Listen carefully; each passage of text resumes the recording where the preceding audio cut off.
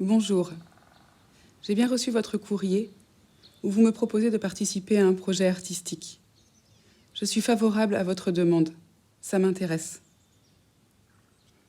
Concernant mes rêves, je rêve de tout recommencer à zéro et de bien démarrer ma vie, car j'ai fait des bêtises qui m'ont conduit en prison et qui n'étaient pas pour faire du mal, mais pour m'en sortir dans la vie.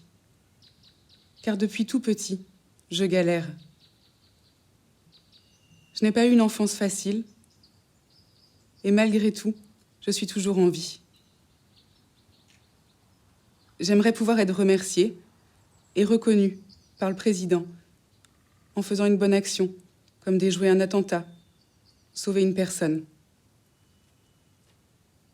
Je ne peux plus être pompier, ni policier, ni travailler dans la fonction publique, et ça me touche vraiment. C'est pour cela aussi que j'aimerais faire une bonne action, pour qu'on me laisse faire le métier que je souhaite et que j'aime. Maintenant, je suis condamnée à faire un métier que j'appelle de base. J'aimerais vous dire d'autres désirs ou mes cauchemars, mais je préfère déjà vous envoyer ce courrier, car je ne suis pas très fort pour m'expliquer. Je n'ai que 22 ans.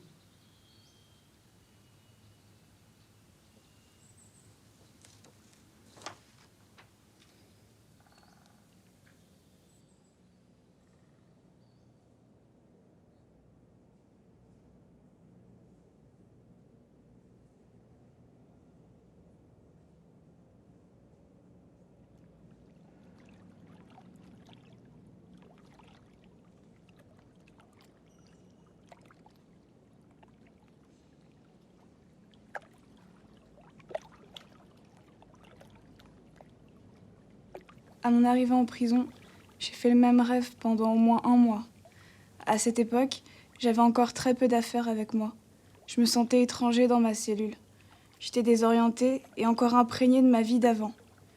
Je me rendais compte petit à petit de tout ce qui n'était plus possible. Je parlais beaucoup de ma vie passée. La nuit, dans mes rêves, je n'étais pas en prison. J'étais chez moi, dans mon appartement, dans ma chambre, mon cocon. Tout était là, sous mes yeux fermés, reproduit avec exactitude par ma mémoire, comme une forme de résistance au réel. Mon vrai lit, grand et confortable. Ma penderie, ma commode. Une vraie fenêtre sans barreaux et avec des volets, des murs propres. Un monde lumineux. Un rêve refuge qui finissait brutalement par un réveil en sursaut des plus désagréables. Cela dura le temps de m'accoutumer à la prison.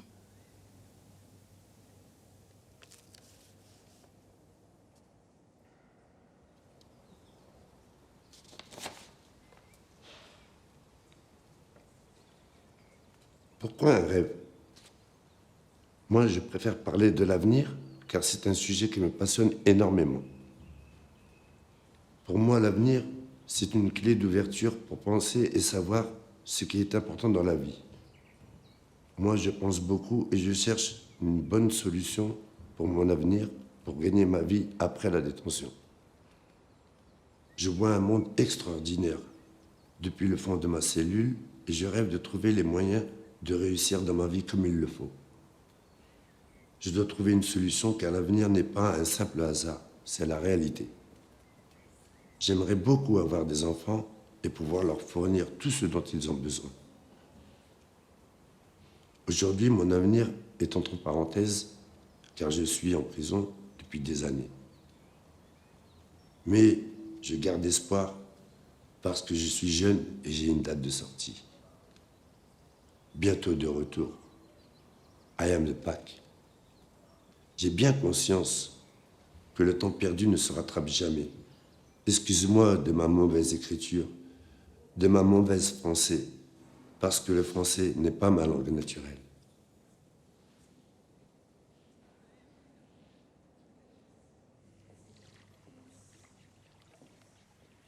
Je rêve beaucoup d'être en pleine nature. Loin de tout. Avec un endroit où je pourrais passer des jours et me retrouver seule pour pêcher, chasser, vivre de ce que la nature me propose. Là, je retrouverai cette sensation de pleine liberté. Personne pour me dire quoi faire. Là, je vais me régaler. Il me reste encore 3 ans pour goûter à ce bonheur. Il y a tellement de choses à découvrir. Mais je me sens seule. Je n'ai pas de courrier, pas de mandat, ni de parloir. Cette détention est très difficile. Je ne suis pas faite pour vivre seule sans amour. J'ai besoin d'être aimée et compris. D'ailleurs, qui est fait pour être seul au monde comme je le suis depuis si longtemps? Personne. Et je ne le souhaite à personne. Certains se suicident pour moins que cela. Je vous assure, je ne veux pas me tuer. Je passe mon tour. Ça pour vous dire à quel point c'est difficile pour moi, qui aime les grands espaces.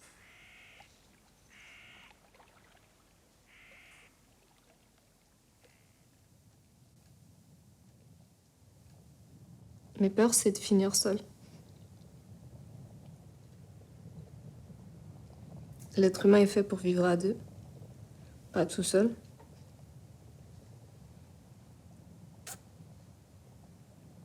Mais cela m'empêche pas de m'imaginer avec une femme. J'aimerais qu'elle soit gentille, douce, et qu'elle aime la survie sauvage. Si je tombe sur ce genre de femme, je la quitterai plus ou pas. J'y pense tous les jours. À un tel point que je n'arrive pas à me concentrer sur autre chose que le désir de tomber amoureux. Pourtant, je ne suis pas vilain. Surtout à 50 ans, je mesure 1m80 pour 80 kilos. Je suis blond aux yeux bleus. Je me doute que vous ne pouvez pas faire grand-chose à ce sujet, mais qui sait? Peut-être qu'un jour, vous ferez la connaissance d'une femme célibataire, en mal d'amour, qui voudrait bien correspondre avec un détenu. Je garde espoir.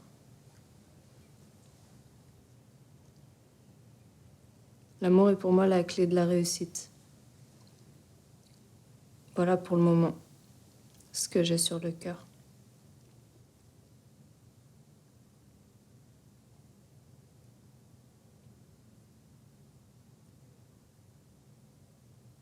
Je rêve au temps qui passe.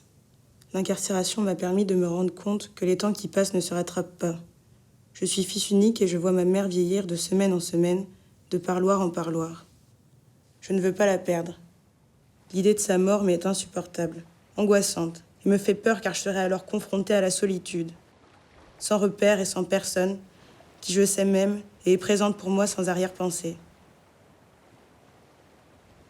La mort, sa mort, bien qu'indubitable, je ne peux m'y préparer. Pourtant, c'est quelque chose qui va se produire. Je ressens donc l'incarcération comme une perte de temps. Un temps que j'aurais pu passer à avoir des moments joyeux et mémorables avec ma mère. C'est pourquoi mon rêve est d'être le plus possible avec elle, heureuse, pendant les quelques années qui lui restent à vivre. Je rêve donc à une sortie de prison, à faire des petits voyages avec elle, aller à Rome, revoir de la famille dans le nord de la France, et même faire un beau voyage, loin, très loin, plein de couleurs. Elle décidera de la destination, peut-être les États-Unis ou l'Amérique centrale. Je rêve de ce voyage où elle n'aurait rien à faire, ni rien à se soucier, et être enfin un bon fils, pour un peu effacer les années de souffrance ou de honte que j'ai pu lui faire ressentir durant mes incarcérations répétitives. Je rêve aussi à la prendre par la main, prendre soin de ma mère le mieux que je puisse. Elle qui se laisse si facilement aller et qui ne suit pas les recommandations des médecins. Aussi, je rêve que je l'aide et surtout, je rêve de l'aimer pour les quelques années qui lui restent à vivre. Je rêve à une vie où je ne retournerai plus en prison, car car je sais que cela me ferait courir le risque de ne plus la voir, de ne pas être à ses côtés pour l'accompagner dans sa fin de vie. Voici donc mon rêve, en espérant qu'il se réalise. Je vous remercie de m'accuser réception de la présente, car en prison, on sait quand part une lettre, mais on ne sait pas si elle arrive.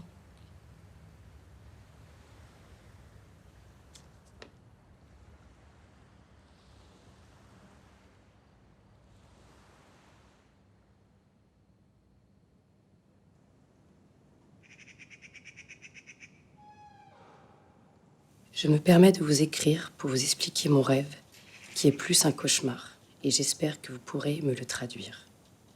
J'ai un petit garçon de 4 ans, et cela fait 3 ans que je ne l'ai pas vu. Cela commence, il tombe dans un puits ou un trou noir. Je me jette derrière lui, mais je n'arrive pas à le rattraper. Mes doigts frôlent ses petits doigts, et il s'éloigne. Je me rapproche à chaque fois, mais je n'arrive pas à l'attraper. Je voudrais savoir ce que cela signifie.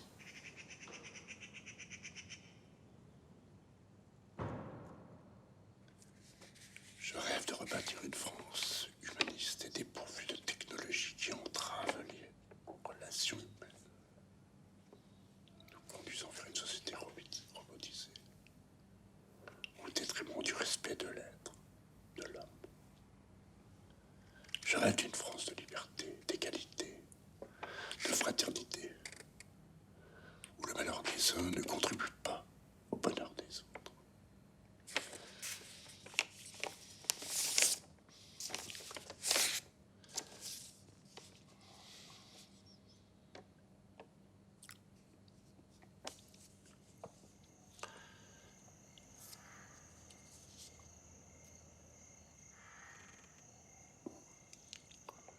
Mon rêve premier, lorsque j'étais enfant, était d'un jour fonder une famille et donc d'accéder à un statut social élevé, afin de pourvoir aisément aux besoins de cette famille. Mais aussi pour veiller sur mes parents quand ils vieilliraient. Pour cela, j'avais bien compris à quel point les études étaient importantes. J'étais en primaire, toujours en tête du classement scolaire, 2e ou 3e. Je pensais que la réalisation de mon rêve était bien engagée. Pourtant, dès ma première semaine de collège, je fus mis à l'écart, humilié, qualifié d'élément perturbateur, de clown, de celui qui finira en prison. Confronté à cette violence verbale, morale et parfois physique, je ne m'en suis jamais vraiment remis. Aujourd'hui, c'est depuis ma cellule que je vous écris. Je rêve d'un soulèvement de la masse populaire, du peuple qui se doit de reconquérir sa souveraineté que la justice et le pouvoir se sont accaparés. Je rêve de pouvoir faire payer un jour à mes détracteurs leur indifférence et leur manque de discernement en les enfermant à leur tour en prison pour qu'ils aient le temps de réfléchir et qu'ils prennent conscience de ce qu'ils ont fait. Je rêve d'accéder au bonheur du petit enfant que j'étais. Je rêve de rebâtir une France humaniste et dépourvue des technologies qui entravent les relations humaines, nous conduisant vers une société robotisée au détriment du respect de l'être, de l'homme. Je rêve d'une France de liberté, d'égalité, de fraternité, où le malheur des uns ne contribue pas forcément au bonheur des autres.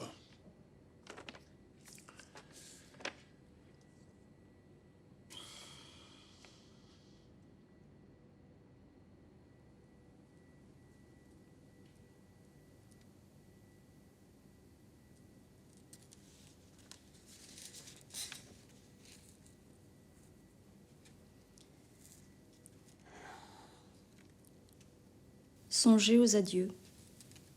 Subitement, tout s'est arrêté et la porte s'est refermée sur nous, sur moi surtout. Sans conteste, je l'ai mérité. J'aimerais seulement avoir une conversation, juste une discussion.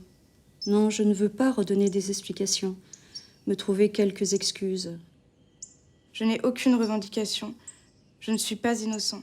J'assume tant bien que mal tout le mal que j'ai fait, et la sentence qui va avec, et la honte qui va avec. Je voudrais simplement raconter mon histoire à une proche qui a beaucoup compté et n'a pas pu échapper au tourment et à la confusion devant l'annonce des sinistres faits. En somme, c'est une victime collatérale. J'en ai parfaitement conscience. En lui parlant, elle pourrait se faire sa propre idée, loin des articles de journaux, des arrêts d'une cour ou des colibets. Non qu'elle ne pense pas par elle-même, je me dis surtout que je lui dois au moins ça par égard pour elle et non pour moi. C'est toujours plus facile de disparaître dans la nature. Ainsi, j'en ai rêvé de me retrouver chez elle à nouveau, pas pour être libre, mais uniquement pour lui dire que ce soit moi et moi seule qui lui annonce de vive voix, même si elle serait bien chevrotante à ce moment-là. Je ne demanderai pas qu'elle m'accorde son pardon. On sera quitte, avec perte et fracas, à notre façon. Ce rêve, je l'ai longtemps fait, machinalement, et avec récurrence, devant le silence, et le non-sens, et toutes les suppositions imaginables. Parce que j'aurais voulu préserver cette relation dont j'ai difficilement fait le deuil.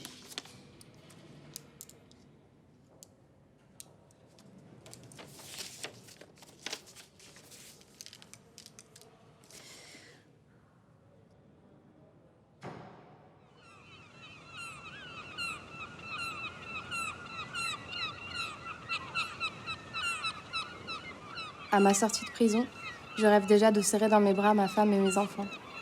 Ma femme ne m'a jamais abandonnée pendant toutes ces années compliquées. Il fut des moments où je me demandais où elle trouvait la force et la persévérance pour venir me voir. Le juste retour des choses, et même plus, par amour, et de faire d'eux le centre vital et incontournable de ma vie d'homme libre.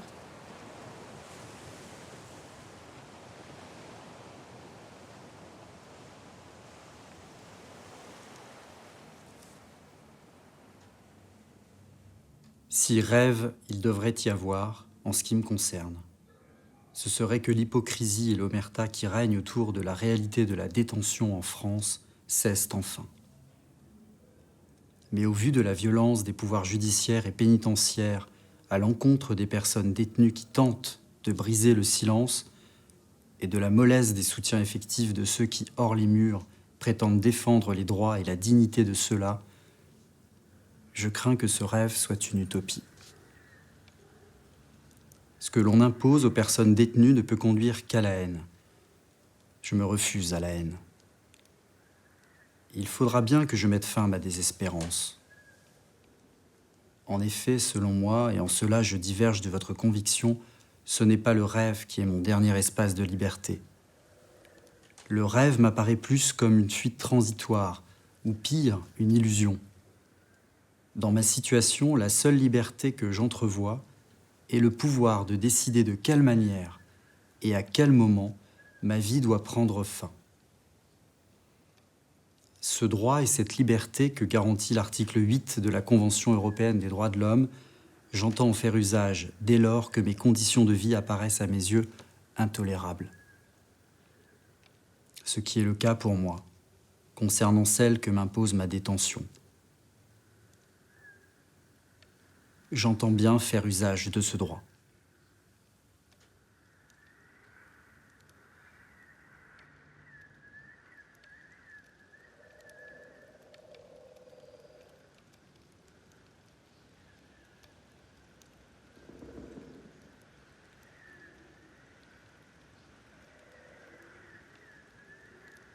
Balayeur balayé.